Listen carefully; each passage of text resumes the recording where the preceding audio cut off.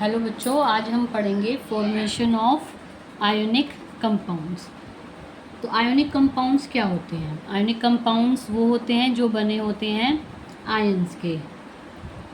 Ionic compounds are made up of ions. ठीक है, तो these ions are formed of two charge, that is positive charge को हम बोलते हैं कैटायंस, और जो नेगेटिव चार्ज होता है उसको हम बोलते हैं एनायंस। तो पॉजिटिव चार्ज कैसे आता है, कैटायंस कैसे बनते हैं? इसमें होता है लॉस ऑफ इलेक्ट्रॉन्स,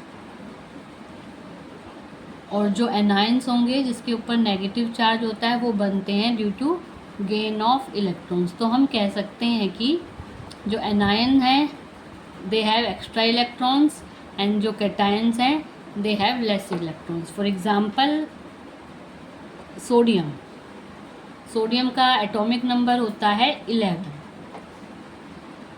तो इसकी जो इलेक्ट्रॉनिक कॉन्फ़िगरेशन होगी उसे हम कैसे लिखेंगे? 281।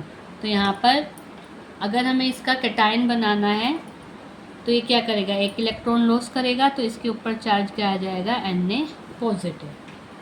This is cation. Second is chlorine. Chlorine का एटॉमिक नंबर होता है 17।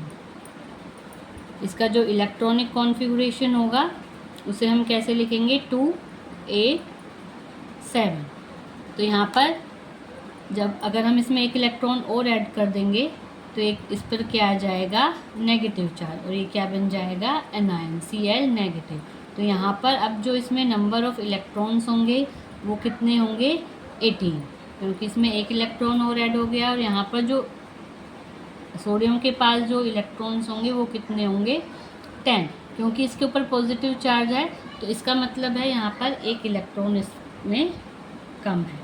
ठीक है, तो जो हमारे पास मेटल्स होते हैं वो क्या करते हैं? Tend to loss electrons, so they become cation. जो कैटायन होते हैं वो क्या होते हैं? मोस्टली जो मेटल्स होते हैं, मोस्टली मेटल्स हैव टेंडेंसी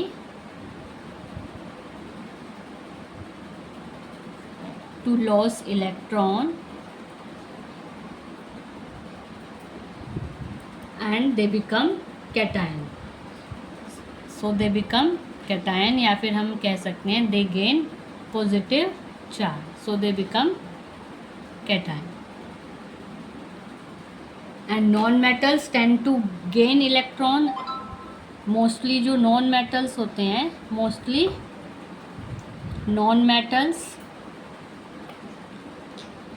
जो होंगे हमारे पास, they tend to gain electrons,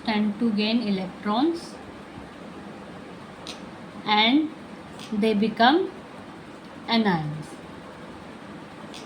तो यहाँ पे हम अब देखेंगे कि जो फॉर्मेशन होगी अभी कैसे होगी। हमारे पास NaCl क्या है? एक आयोनिक कंपाउंड होता है। NaCl is an ionic compound. क्यों होता है? क्योंकि ये आयन से बना है। कौन से आयन से बना है? Na positive and Cl negative. तो Na के पास क्या होता है?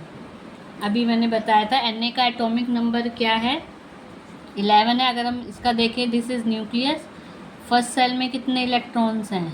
2, एंड सेकेंड सेल में कितने इलेक्ट्रॉन्स होंगे?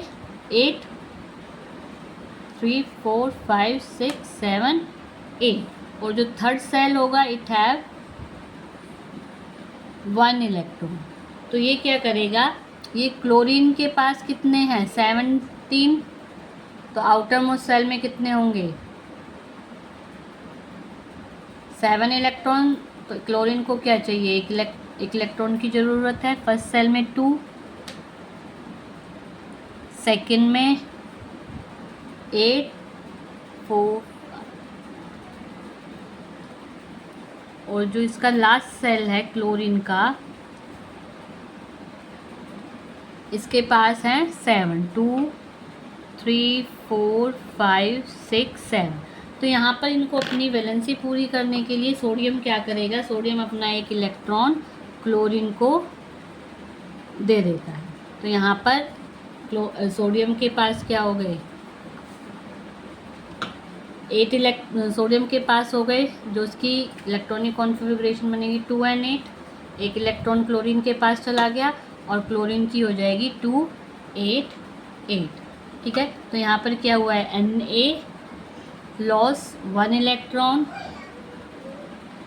and chlorine gain 1 electron and it becomes anion. So in this way the formation of sodium chloride occurs, NaCl sodium chloride.